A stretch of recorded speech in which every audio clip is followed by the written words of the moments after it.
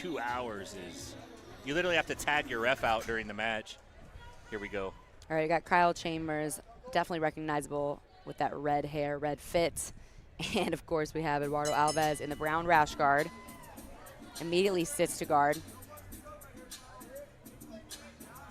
Right into a shin-on-shin entry. But the thing about Kyle is I think he prefers to play on bottom. So if there's an opportunity to kind of sit back, he's going to be comfortable doing so. Looked like an ankle lock attempt there from Eduardo Alves, though. Now, we know Kyle Chambers loves to play in the legs. He loves to finish leg locks, but we don't often see him being attacked with like straight ankle locks. So sometimes these guys and gals that are really strong with their straight ankle locks, they can catch people off their guard because it's not always a thing that our high-level people are looking to finish. So it's a little bit deceiving, right? It doesn't feel super threatening, and then until it's too late and there's a lot of pressure. Especially with that little shadow hook in, you kind of feel like, yeah, my knee feels okay. Look at Eduardo Alves' head control from top, right? He was able to pull up really deeply on the head of Kyle Chambers, and it prevented Kyle from either inverting fully or kind of diving underneath the legs, keeps his back on the mat. It looks like Alves cleared his knee line and went right back to an ankle attack. Yeah, we know that that's where he's looking, right? But Kyle's rotated now, so it kind of showed the backside instead of the front of the ankle. But Eduardo wasn't able to switch off to a knee bar or anything that would be effectively attacking the backside, so Kyle looks really fine to me.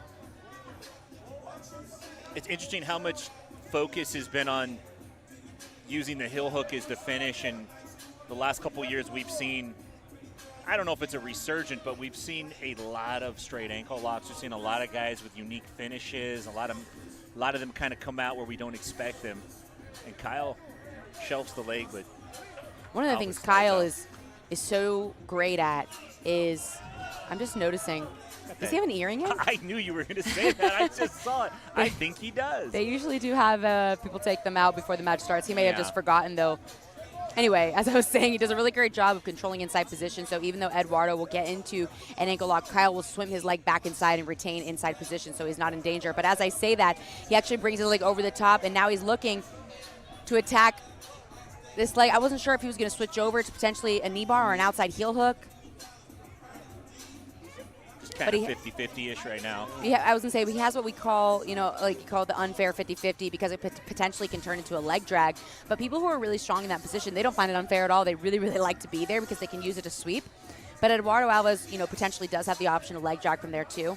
So now we may see, a couple different options. Eduardo may try to step his right leg back and go into a leg drag or kick out like we just saw. Put his boot in his face. And he's right back. Eduardo's really catching those ankles on the way out of these transitions. He'll jump on it, force Kyle to defend. Yeah, great match from these guys so far. They're going to reset to the center. One thing that's interesting to note is I think one or two times Kyle Chambers actually motioned to the ref to ask if they could reset in the center, right? Because he doesn't want those scrambles to go out of bounds. So that's really the sign of someone who feels very confident in their scrambles, like they don't want to lose the position they're in once they get it. Yeah, Eduardo really insistent on these ankle locks. I wasn't sure if he was going to try to turn into a stima or if he was just trying to put a little bit of pressure on the foot to get Kyle to move. But now he has both ankles, or both almost ankles / foot pinned to the ground, smashing through the guard. But Kyle looks so incredibly comfortable here. Some extreme flexibility on Kyle's behalf. And it's one thing, too, for people just to be flexible. It's another for them to be able to rotate their knees and hips in ways where even when their flexibility is tested, the second someone does try to move to pass, they have inside position again, right? That is a really, really important sign of a great guard player. Another person that reminds you of is someone like Elizabeth Clay, right? You can bench her in half, but you can't get inside position, so it doesn't matter. I think sometimes heel hook. There's a heel hook attempt by Kyle, but he doesn't quite have the knee line. You see Eduardo looks pretty comfortable because his knee's outside of the thighs. To your point, oftentimes we'll mistake that for pressure or something else, and it's really just the timing of it. You're talking about the guard flexibility? Yes. Yeah. We think it's like this guy's got great flexibility, this girl's got great flexibility, but their ability to swivel their hips just at a fraction of a second makes it very difficult to pass their guard.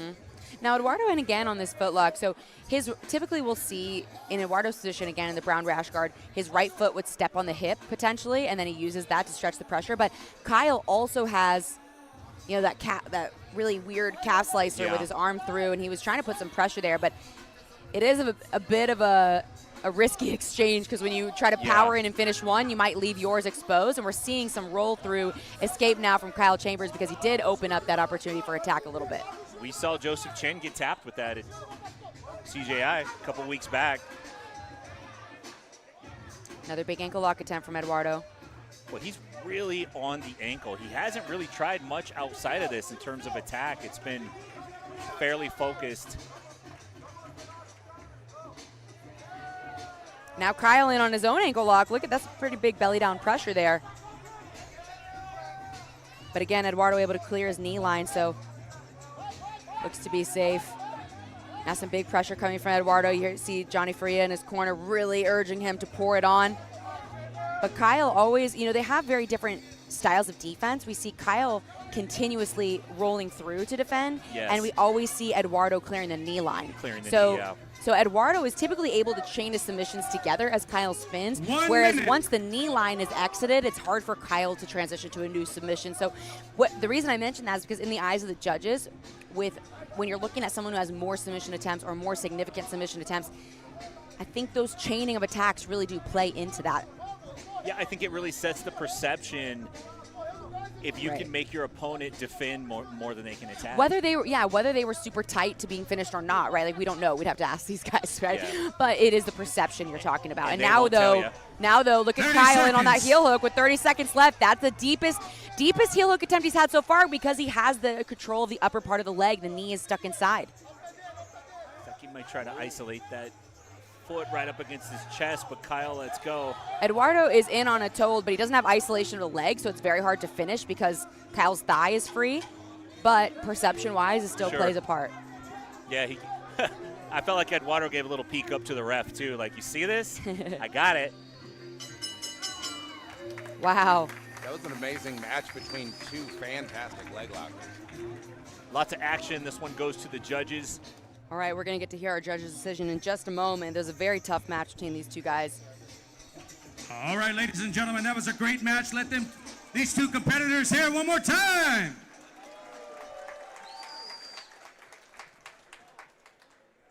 He is your winner. Out of the red, Kyle Chambers. Kyle Chambers takes the decision victory. Another win for 10th Planet. Let's Congratulations hear it for well to Eduardo Alves for a Alves. great match. Wow. Alliance versus 10th Planet. We've got to see a couple of those today, and we'll see a few more. But first, we're going to go to a commercial break, and we'll be right back.